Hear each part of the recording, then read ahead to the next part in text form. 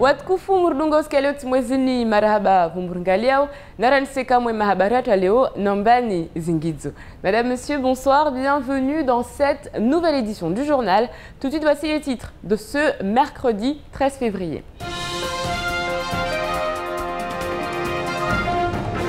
Les syndicalistes FO, Kamal Ibrahim et Elanziz Amidou ont été placés en garde à vue cet après-midi. Ils sont poursuivis pour violence lors de la grève du personnel de la CSSM. Nous parlerons dans cette édition du problème du foncier à Mayotte. Plus de 10 000 parcelles ne sont toujours pas régularisées. Pourtant, l'entrée en vigueur de la fiscalité de droit commun approche à grands pas. Les médias locaux et régionaux se sont emparés de l'affaire suite au courrier de la FMAE. Les dasseries ont été retrouvées dans les rues de Mtsamboro samedi. Où en sommes-nous aujourd'hui? Et puis nous reviendrons sur la réunion qui a eu lieu ce matin entre les taxis et la mairie de Mamoudzou. À l'ordre du jour, la réglementation française. Kamal Ibrahim et Elanziz Amidou, les deux syndicalistes FO, ont été placés en garde à vue cet après-midi. Ils sont poursuivis pour des faits de violence. Souvenez-vous, il y a quelques mois, ils étaient à la tête de ce mouvement de grève entamé à la CSSM. Ils ont été entendus cet après-midi, ce qui a provoqué un attroupement de protestataires devant le commissariat. Romain Delahaye, Patrick Meillan et Abbas Alidi.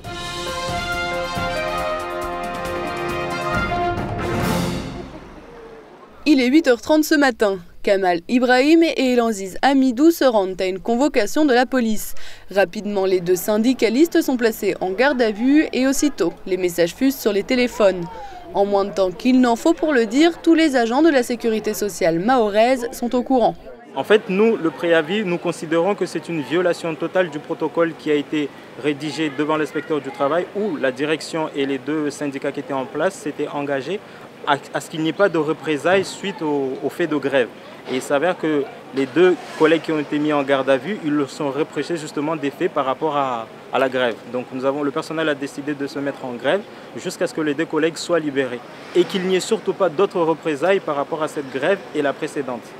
Les salariés ne comprennent pas. Pour eux, cette garde à vue vient en totale contradiction avec le protocole signé. La plainte déposée par Josiane Casal, directrice de la CAF pour violence et dégradation volontaire, a fait réagir les salariés de la caisse d'allocation familiale. Tout le monde est choqué parce qu'elle a quand même menacé devant tout le monde, donc on a tous entendu, juste parce que son conjoint, on l'avait traité de suiveur, voilà, donc elle a dit ils vont voir, c'est fini leur carrière. Donc c'est les mots qu'elle a sortis de la bouche. Donc à chaque fois qu'elle est froissée, il faut que quelqu'un rentre en prison. Mais on espère que la justice agira en conséquence. Madi Mkolo, le secrétaire général de FO, a signé cet après-midi un préavis de grève illimité qui pourrait démarrer dès le 19 février. Je ne vous cache pas que j'ai une réaction un peu, je dirais, désabusée, puisque je vois à travers cette action, d'ailleurs comme ce que j'ai vu tout à l'heure, que c'est une procédure qui est déclenchée contre des syndicalistes qui ne font que défendre des intérêts des salariés. Vous l'aurez constaté vous-même que moi-même, quand je me suis présenté au commissariat, le consigne qui a été donné, c'est de me bloquer l'accès, ce qui est anticonstitutionnel. Donc quant à ce qu'on reproche à nos collègues, à mon sens, ne relève pas d'une garde à vue, puisqu'on nous dit que ce serait parce qu'ils auraient bousculé un Muzungu, c'est tout. Est-ce que cela justifie une garde à vue?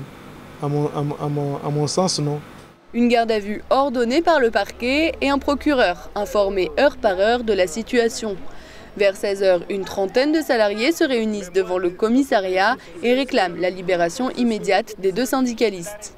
Une libération qui interviendra probablement en fin de soirée, mais qui est loin de mettre fin à l'enquête. Le compte à rebours est lancé pour le service foncier du Conseil général. C'est plus de 10 000 parcelles qui sont en attente de régularisation avant la mise en place de la fiscalité de droit commun au 1er janvier 2014. Une échéance qui, il semblerait, ne sera pas respectée.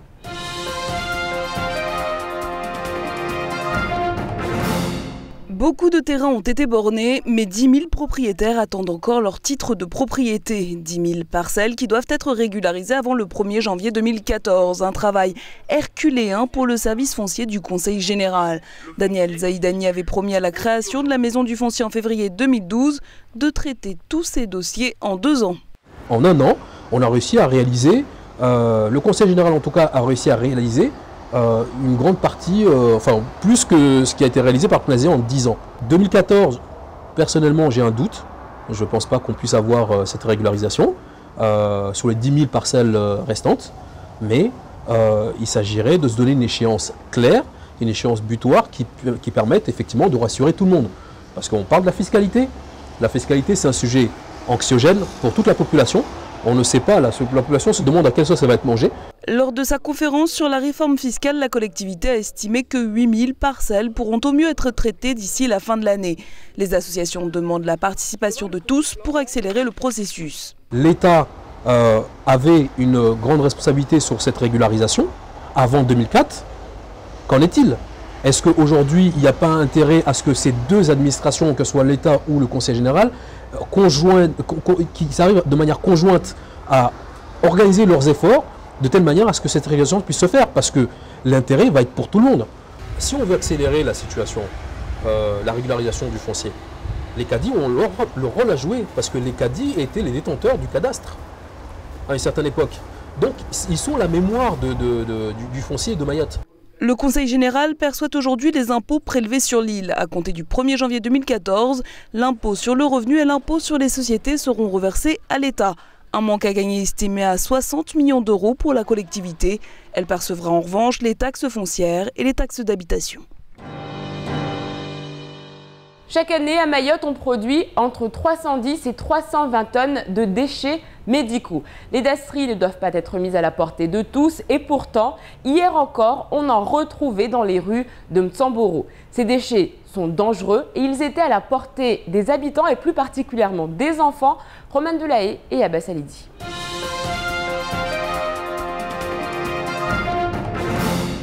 Des déchets d'activités de soins à risque infectieux dans les rues de Mtsamboro, les seringues et autres pansements ont été manipulés par les enfants qui auraient même piqué des chats. Un réel danger sanitaire pour les habitants de la commune dû à la nature même des déchets. Pour le milieu corporel, ça peut risquer bien entendu d'être infecté. Ou un enfant, après s'avoir y amusé, met la main dans la bouche parce que... ouais.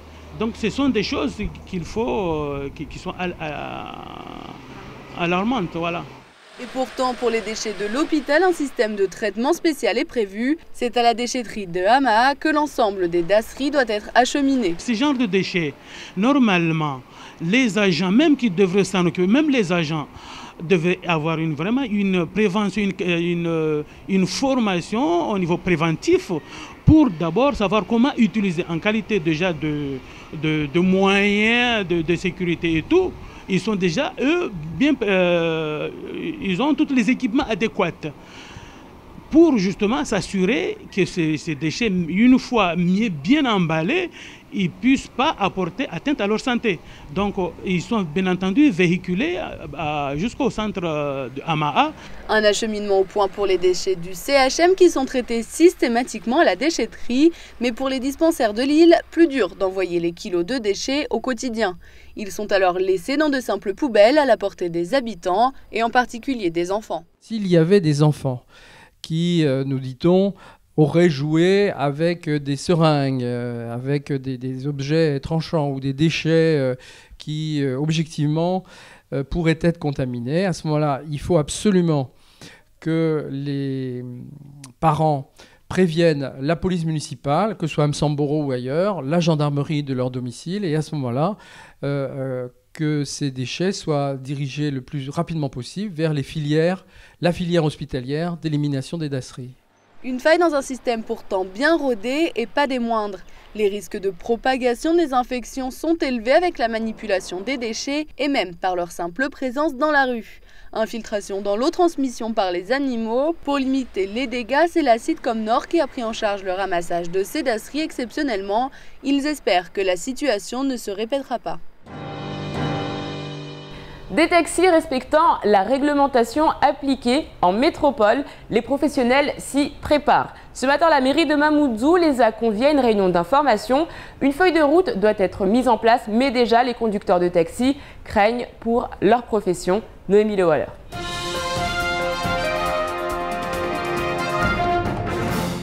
Équipement obligatoire des taxis, formation, autorisation, les élus de Mamoudzou ont tenu ce matin à ce passage en revue de toute la réglementation française. Aucune échéance pour l'instant, mais à terme, ces chauffeurs de taxi devront entièrement l'appliquer. On souhaite que le taxi évolue à Mayotte, mais comme on sait tous qu'on est dans une petite territoire français, il faut trouver une solution, un système qui convient à tout le monde.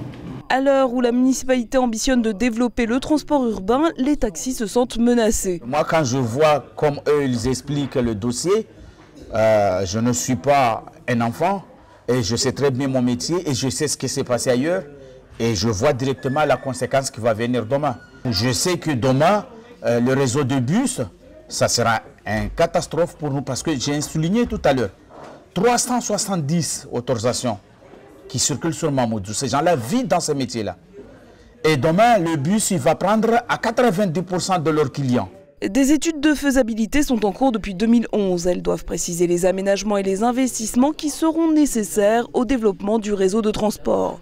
La municipalité assure que la mise en place de bus n'entraînera pas automatiquement la disparition des taxis. Notre objectif, c'est de les rassurer en leur disant qu'ils ont toute leur place, soit en tant que partenaire à l'intérieur, c'est-à-dire partenaire du prestataire futur, soit en tant que prestataire eux-mêmes, en fonction de ce qui sera rendu comme exigence dans les études qui sont commandées sur, entre autres, le matériel roulant. Cette réunion d'information aura duré 3 heures, preuve que les professionnels sont sur la défensive.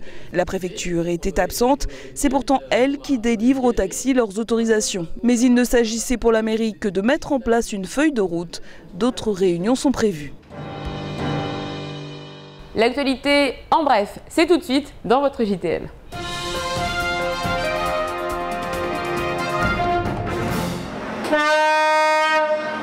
Pas de grève pour les agents du STM. Après une concertation de 2 heures avec sa direction, le personnel du service de transport maritime mahorais a décidé de ne pas appliquer son droit de retrait.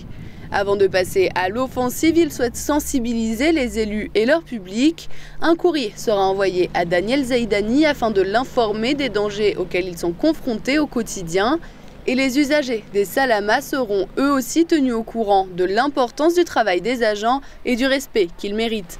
Pas de grève cette fois-ci donc, mais le personnel du STM met en garde. Au prochain incident sur l'une des embarcations, le droit de retrait sera appliqué aussitôt. Il y a quelques mois, à la DEAL, un mouvement de grève éclate. Le but, dénoncer de graves dysfonctionnements au sein de cette administration. Une enquête interne est alors diligentée et les rapporteurs concluent qu'il est nécessaire d'activer l'article 40 du Code procédure pénale pour dénoncer devant le procureur de la République des faits et des agissements illégaux. Une douzaine de personnes ont depuis été entendues par les policiers. Il s'agirait d'une affaire de détournement de fonds. La rédaction de Kwesi TV reviendra bientôt sur cette importante affaire.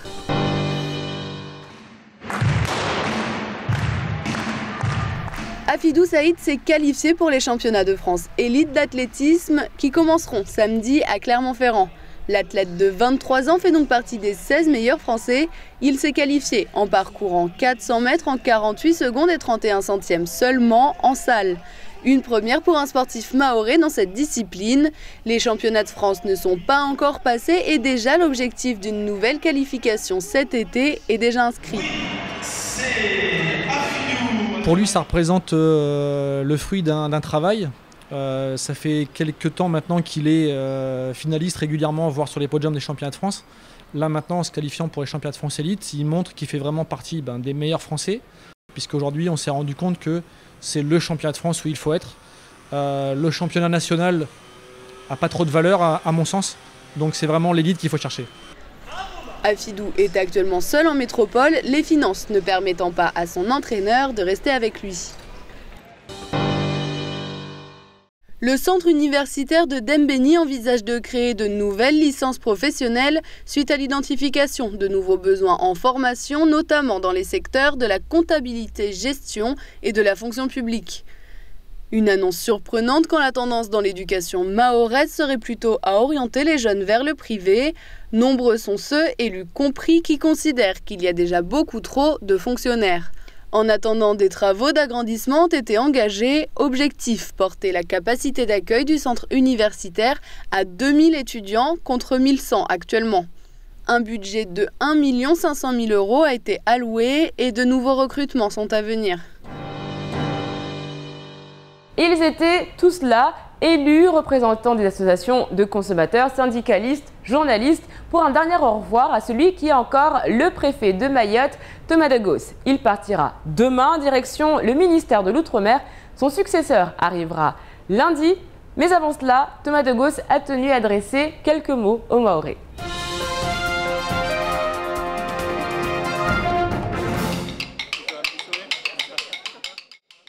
La famille Degos réunie pour un dernier bain de foule avant de prendre l'avion demain, direction Paris. Après 2 années passées à la préfecture de Mayotte, Thomas Degos quitte donc ses fonctions à la tête du 101e département, l'occasion de s'adresser une dernière fois aux Mahorais. En tant que préfet de Mayotte, c'est d'abord dire merci. Parce que au-delà des événements, c'est quand même l'accueil, c'est quand même le partage, c'est quand même l'écoute, c'est quand même le fait de pouvoir avancer. Et je crois que Mayotte et les habitants de Mayotte m'ont donné cette chance-là, de nous laisser cette chance de travailler, cette chance d'avancer. Et donc c'est d'abord merci, et puis ensuite c'est continuer. C'est jamais terminé. Poignée de main, accolade. Tout le monde était présent pour ce moment solennel. Daniel Zaidani, Norbert Martinez, Sarah Moussoun et bien d'autres. Les discussions allaient bon train. Un départ beaucoup plus paisible que l'arrivée du préfet en 2011.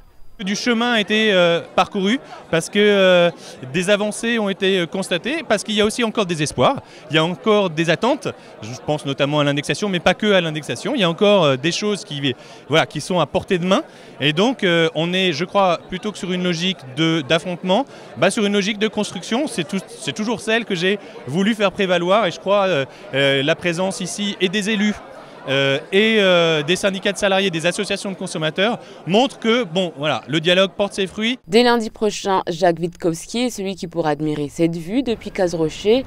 On rappelle que c'est sa première affectation en qualité de préfet de département. Monsieur le préfet, la rédaction vous souhaite bon vent. Allez, tout de suite, sans transition, c'est l'heure de faire le point sur votre jeudi. Demain, bonne fête à Cyril. Bien évidemment, demain, bonne Saint-Valentin à tous. Alors oui, c'est une fête commerciale, blablabla. Mais Noël aussi, c'est une fête commerciale. Pâques aussi, c'est une fête commerciale. Et pourtant, on achète tous des cadeaux et des œufs au chocolat. Donc messieurs, arrêtez de faire les radins et faites plaisir à vos belles. Parce qu'on le sait très bien, la Saint-Valentin, ce n'est pas tous les jours. Demain, le soleil se lèvera à 5h58 pour se coucher à 18h28. La marée sera haute à 6h25 et 18h45. Allez, tout de suite, c'est l'heure de la météo.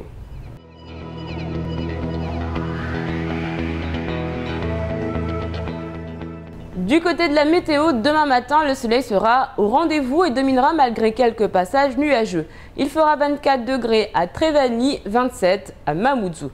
Dans l'après-midi, pas de changement notable, le ciel sera dégagé et le soleil nous accompagnera tout au long de cette journée. Il fera 25 degrés à Combani et 29 à Kanikeli.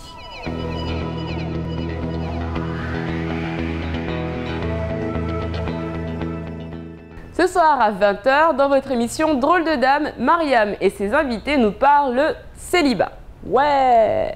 Allez, en attendant, on fait le point sur ce qu'il faut retenir de cette journée avant de se quitter en maoré.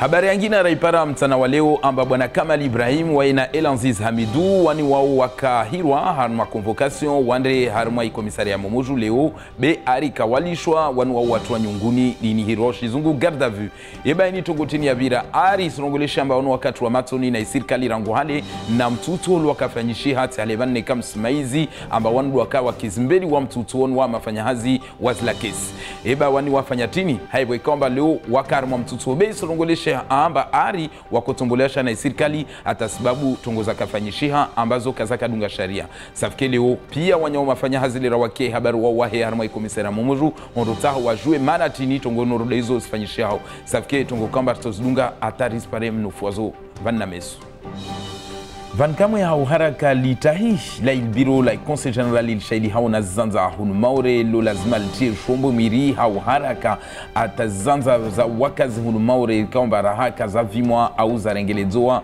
na stashaushi za makaratasi ya usomahani zifanyishihe kabla rahau mwezi monti wa janvier wa mwaka 2014 kawapara leo sijua amba atashaushini gidezilio harma zanza hunu maure leo sijua watu wengi rangua ni kawasina makaratasi rangua ni lazima amba wajatia basa zbornage zao zinizi amba mpaka mfano bili u kaitokanya ngumana siju amba rangua katu tongozini lazima sifanyishihe zini kasenda mbeli wala kasuridi nyuma leo rahar sparamba ya madomana wa shahidi hao na zanza zohun maure ifonsier wa leo wa harmata shaushi hana mwamvurano na ya mazefu wao iba zini tongosto fanyishihe hao mana leo watu wa Sirilia amba kabla rahai droit komenyo kayangi ya mwezi monti wa janvier wa mwaka 2014 lazima amba tongozini pia zirahatishiwe atavusketa shaushi vuske mkazi hunu maure mfano leo atambia basi alinsu alala hujidisa raha eba ini tongo mkiri zitama za shlaptali ziniziliwa mba zizo na hatwari na unono wa manadamu zo kazalazimu tahata za kana ulatua mavareni vonze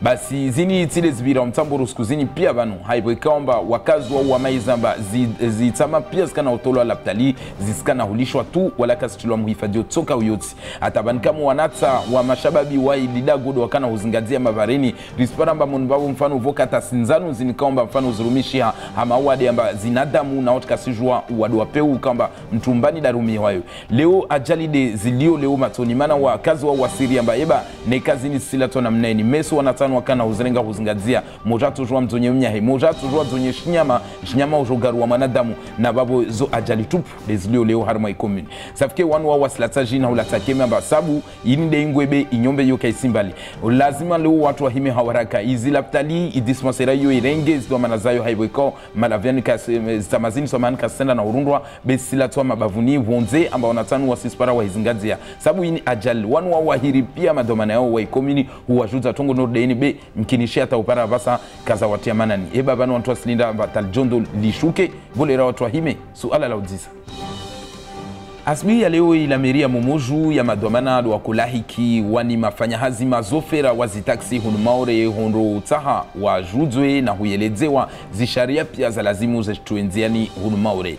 Leo sijuamba hazi za ushofera wa taksi hunu maure kulabtu ufanya zahe avenza leo wanuoka na ufanya hazi na haluwasi maendeleo ya maisha yetu yafanyishia hunu maure. Bili ya madomana wa surongo amba tias leo raharmwa mgaudio wa sharia leo rahar na departement lazima leo mafanya hazi mazofera wa taksi wadunge zisharia tena wake na zombo atazhazao zini zivenuhe zikenama tona sura njema uri harmas faransa za vonze au faransa bole safike leo wakueleze wabe wengine hao wan madzawa na hamu haiwe kamba leo wa wasurili amba yeba tivani ti hazao zini tiza kasaza za zimwahatu somahani haiwe kamba leo waswambi wamba avuata na mipangio yangina raha amba lazima vjoktiwe zini zirozi bus ya magari mabole ya huwinga watu na uliva yeba van hazao zini tuendana hufa hau volebole iyo de masuala yao leo wakuyadzisa be wanu wa kuambi wamba raha wasikena taradudi na tongo toka uyote be leo watu watarengeleze wabe sura njema zihazao wasifanyao basi leo sijua amba raha